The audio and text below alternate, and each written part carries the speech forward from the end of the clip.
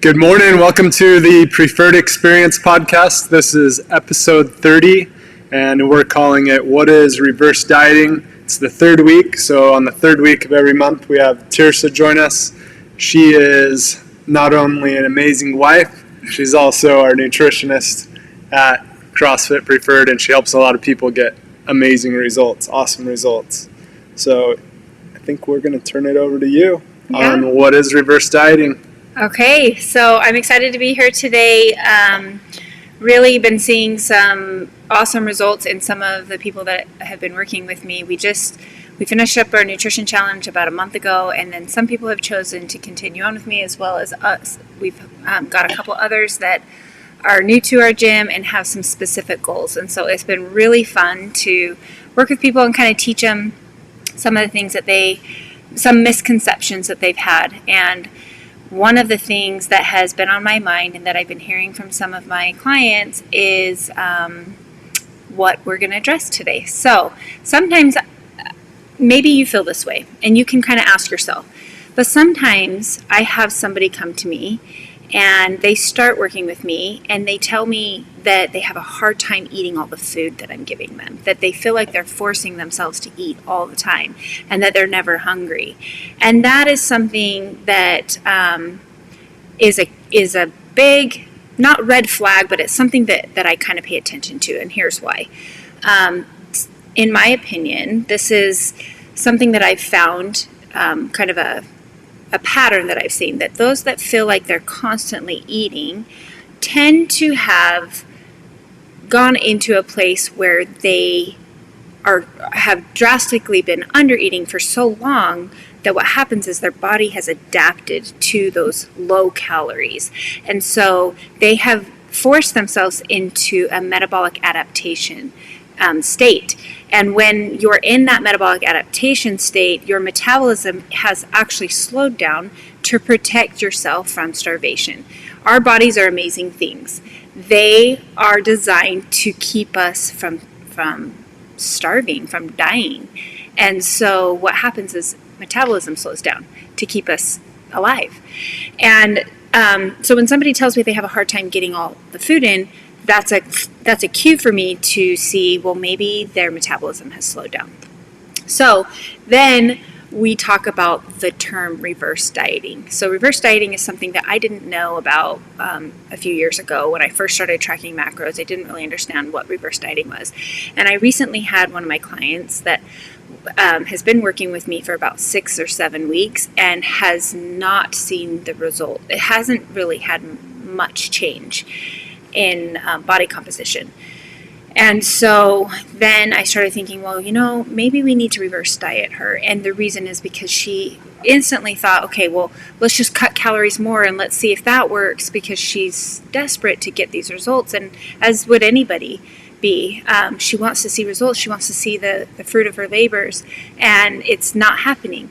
So something that we do at CrossFit Preferred is we put you on our body composition scanner, which gives us our BMR. So BMR stands for basal metabolic rate. It tells us how many calories we burn at rest. So if we were to do nothing, just lay in bed all day, our bodies are still burning calories. And so that baseline, that BMR, is very important, because we never want to eat below our BMR, because it will actually slow our metabolism down. So somebody that has a lot of muscle mass or weighs a lot, whether it's fat or muscle, their BMR is going to be higher, but muscle mass is going to increase that BMR. So BMR I don't know if you know what your BMR is. 1990. Mine's around 1400. And so I would never want to eat lower than my BMR, because my metabolism will slow down. So to drastically cut calories to 1,000 calories a day for this person in particular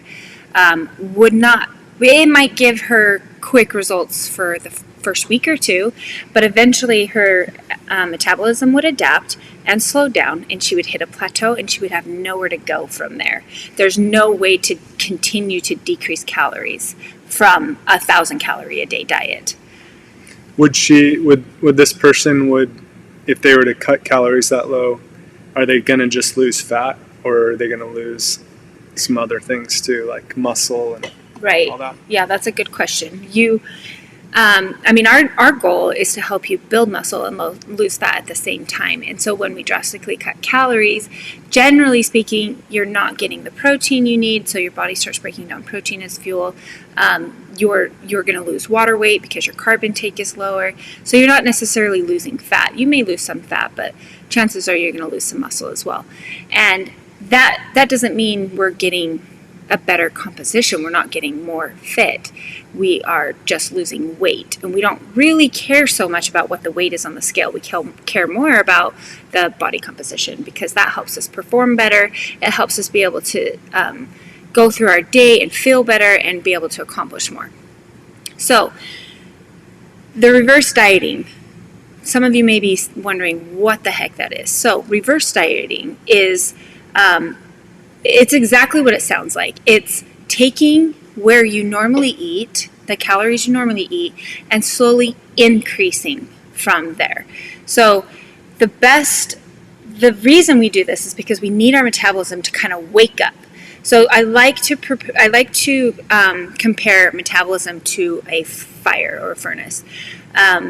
Your metabolism, if you aren't feeding it, is going to burn at a very slow rate, and it's going to just be in very dormant. When we feed it, it starts to burn more efficiently and brighter. There's a few reasons we want to feed it often. We want that metabolism to be burning at an efficient rate and a consistent rate throughout the day. We want to avoid the big spikes and the low drops. When we follow a very low calorie diet, our drops are lower and they stay low. And then there's also a bigger chance for binging, because we're starving. We need food, and so then we'll overeat, which will give us a big spike in our blood sugar, and then it'll drop again and stay low again, and it doesn't make us feel very good. Besides just the energy, but what it does over time is it puts us into that metabolic adaptation zone.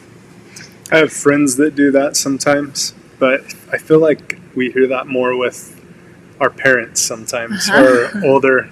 Yeah. Like, I'm thinking of your dad. Yep. Specifically, but he'll be like, yeah, I'm never hungry. I'm never hungry. So that's another cue that I listen to. And that's something I ask my clients early on. What time do you wake up?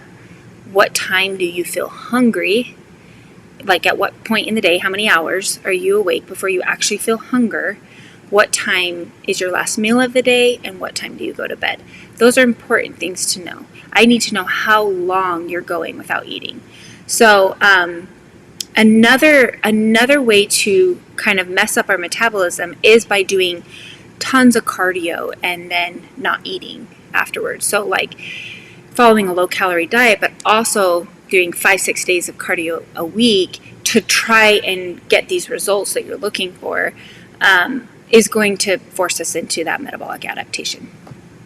So what happens when our metabolism slows down is our organs stop consuming as much energy. Our bodies get more efficient, and it burns less energy by doing the same amount of work. So you might feel your heart rate gets lower. You might feel your muscles can do more with less food, and those aren't necessarily good things. The goal is to actually be able to eat more food and get the same results. Like, honestly, if I told you that you could lose 5% body fat by eating a 3,000 calorie diet, or you could lose 5% body fat by eating a 1,500 calorie diet, which one are you going to choose? Obviously, we want to eat more food. So we have to train our metabolism to be able to do that. The other thing that happens when we drop into those low calories and our metabolism slows down is it can really mess with our hormones. And this is something that I have seen in women in particular. And I'm actually definitely somebody that had fallen into that category before I learned how to macro count. Most of you guys know we have 5 kids, so I've had 4 pregnancies, and after every pregnancy, I was desperate to get that weight off and to get back to where I was before. And so I was trying fad diets. I was restricting for 30 days, and then going back to what I was doing before. And then if I started to creep up, I would do it again. And I mean, at one point, I followed an 800 calorie a day diet for about 3 weeks. It was awful. She wasn't very nice. I was not nice. I didn't have patience. I was exhausted. It was awful. Like, not a good idea. And I fell into that trap. And what happened is it did mess my metabolism up for a while, and I had to retrain it. I had to work to get it back, and it took time and consistency. That's the two things that retraining our metabolism takes: time and consistency and patience. You got to just be patient with it. So ultimately, we're trying to get our bodies to burn more calories with the same amount of effort that we were doing before. So you might be asking yourself, well, how do I know if I need to reverse diet? Those questions that I said, ask yourself, when are you hungry during the day? If you can go until like 1 without being hungry, that's a good sign that things are slowing down. Now, there are people that like to intermittent fast, and they've kind of trained their bodies to not eat until later in the afternoon, and that's different. They're still eating the same amount of calories they would be eating if they ate all throughout the day. So that's not what I'm talking about. I'm talking about somebody that literally could go most of the day without eating and not feel those hunger pains. I see it a lot in women, and I see it a lot in older men who are busy, maybe entrepreneurs, or work a lot, and they just don't want to take the time to stop and eat. And so they have trained their bodies to not be hungry. Mm-hmm. And that's kind of what we were talking about my dad. I don't want to throw him under the bus, but that's, the reality of things. Mm-hmm. So we'll have to share this with him. So how do you know if you need to reverse diet? So there's a couple questions I'm going to ask you guys. And if you answer yes to 5 of these questions, then that's a pretty good sign that you are a good candidate for reverse dieting. So you can take a mental note here, or you can write it down on a piece of paper as I ask you. So I'm going to ask you about 10 questions. The first one is, have I recently come off an extreme weight loss diet? Did you recently cut calories drastically? Second, do I have a history of yo-yo dieting? And this is what I was talking about earlier, about trying a fad diet and then going back to normal, and then trying another fad diet and going back to normal. That's what I was doing. Have I hit a plateau and nothing I do seems to work? Do I eat a low-calorie diet and often not even feel hungry?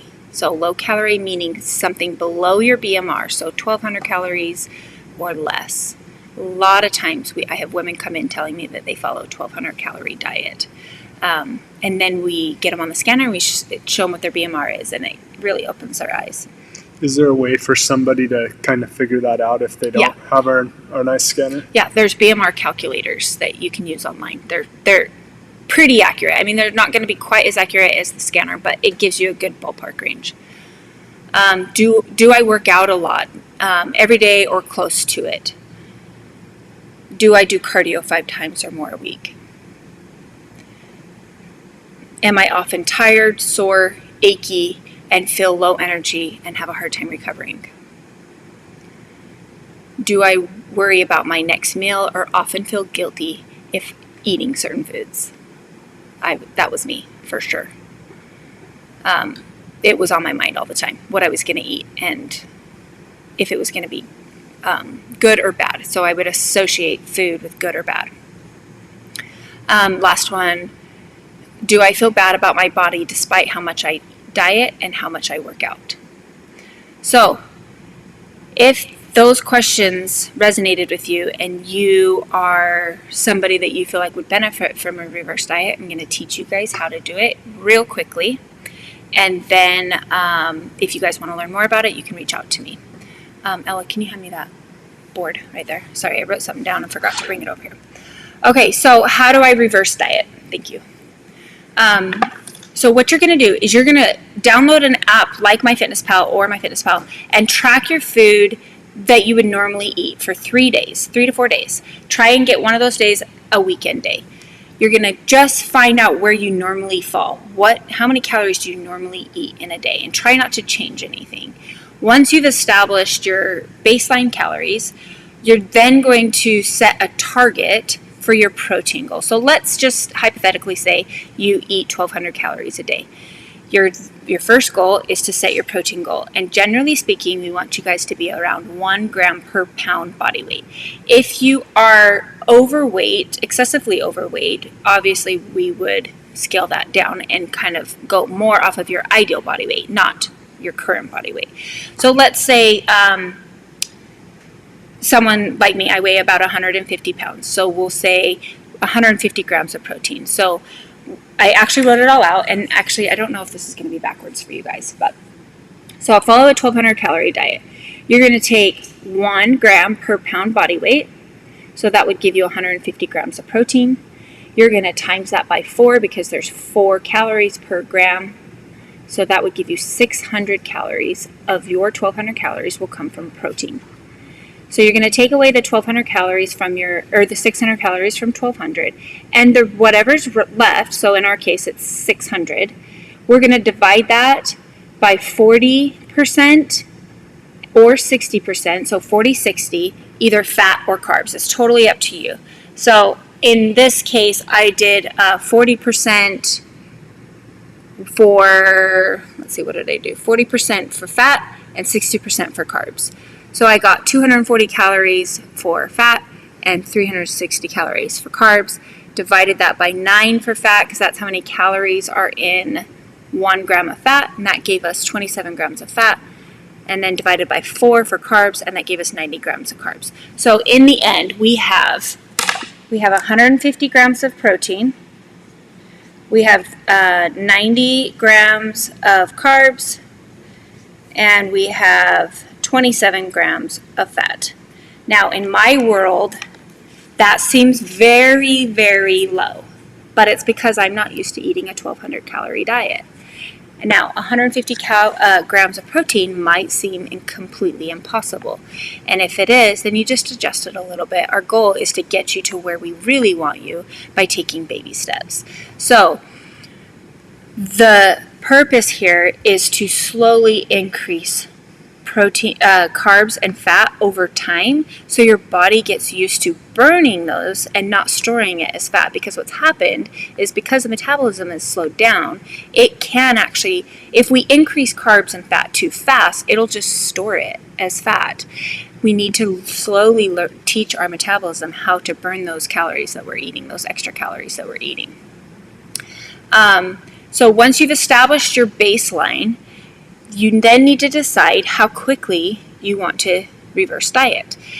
If you don't mind putting on a little bit of fat as you reverse diet, then you're going to take a more aggressive approach. If your goal is to slowly increase calories and you don't want to put on fat, you want to minimize how much fat you put on, you're going to do a slow reverse. So to do a slow reverse, you're going to increase fat and carbs by 2 to 3% per week. So that's slow. Like you guys, I want you to think long term. This is like months, 4 months, maybe 6 months, depending on how slow your metabolism has become. If you're wanting to do it more aggressively, you would increase by 6 to 10% per week. So that's about, in our case, the calculations that I did, if you're doing a slow approach, it would be about 3 to 5 grams of protein and carbs per week. And aggressively, it would be between 8 and 10 grams of carbs and fat per week. So that's, about 100 calories. It's not a lot. So we are going nice and slow. And the goal is to help the metabolism kind of be like, okay, yeah, you're feeding me more food. I'm going to start burning more efficiently. Things are going to start moving. And then you might wake up one morning and say, oh my gosh, I'm hungry. That would be amazing. That would be freaking fantastic. That's what we want. We want you to wake up hungry. If you ask anybody in the 6 o'clock class that I go to, half the time I'm saying, I'm starving, like right before we work out. And I eat before I work out. But mid-workout, I'm hungry.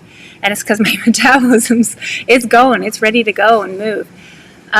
So a couple things you can do to help kind of navigate and make sure that you're not increasing too fast is I recommend weighing yourself 2 to 3 times a week. Don't do it every day, but weigh 2 to 3 times ideally a week, and then take an average of your weight for that week. As long as you're not increasing weight too quickly, you're doing good. Even if you can maintain, that would be great too. But don't be alarmed if you do increase weight. Things will things will even out. Just be patient with it. Mm-hmm. I also want you guys, if you fall into this category, to slowly reduce cardio and increase the amount of strength training you do. This will help use that extra energy that you're giving to build muscle instead of being stored as fat. And then when you're done reverse dieting, you get to celebrate. You just now are burning more calories with the same amount of work, and then you can ask yourself, okay, what do I want to do now? Have I reached the calories that I want to be at? How do I feel about my body? Do I want to do a cut now and lose fat? And if you do, that's totally okay, and you'll probably get quick results. Or am I happy where I'm at? What is your goal? By doing a cut, it's important to put a time limit on that. You don't always want to be in a calorie deficit because it'll slow your metabolism down again. So if you're going to do a cut, put a time limit on it and then go back to your maintenance calories. That's something that I definitely could be better at. So the moral of the story, guys, is don't drastically cut your calories. It can really screw up your metabolism, and it's okay to eat more food. We want to be able to eat more food. Just real quick story before we sign off is I want to use Megan Gallagher as an example. You guys all know Megan Gallagher. She's a rock star. She's been tracking calorie macros for, I can't remember, 4 years maybe, a long time. She has totally trained her metabolism to be efficient. And probably like 4 or 5 months ago, she told me that she was eating like 350 carbs a day. Like, that's really double what I eat. She has trained her metabolism to be so efficient that she was eating more calories than she ever has, more carbs than she ever has, and not gaining weight. That's really cool. Yeah, and then she did a cut right after that, and she's at the lowest body fat percentage right now that she's ever been in. It's really cool. So it does work. You just have to trust the process, be patient. And if you guys want help, I'm happy to help you with it. And I think that's all I have. Cool. Hopefully that helped you guys. Awesome. Yeah. What's your normal calories around? Maintenance maintenance calories is around 2,300. 2,300. Mm-hmm. Okay. What does that break down to? For macros? Mm-hmm. I honestly don't track when I'm at maintenance calories. You don't, Mm-mm. but it's I right around there. mindfully eat is my goal. When I only track if I have a specific goal and I'm trying to cut. Yeah. Yeah. And at that point, I'm around 1,850 calories when I'm trying to cut. Cool. Yeah. Yep. It works really good for, and me, I've done it. Yeah. It helps a lot. I don't know that I've ever reverse dieted though. I usually have to I don't think you've ever followed a really low calorie diet for a long period of time. So I don't feel like you felt like I needed would need to. Yeah. Yep. But cool. So thanks for sharing that. Yeah. That was awesome. Learned some new things. You've studied it a lot more than I have, so that was fun to learn. Learning. Yep. But if you enjoyed today's podcast, we'd love for you to leave a review on one of your favorite podcast platforms, on YouTube, comment, share, anything you can do in that way. If you enjoyed it and you have some friends or family that would enjoy it, it really helps us to spread the word and help other people. So we appreciate you being on here and listening, and we hope you have a great week. And for those that have any questions, definitely reach out to Tirsa. She can help you. And thanks a lot. Have a great week. Thanks, guys. We'll see you. Bye.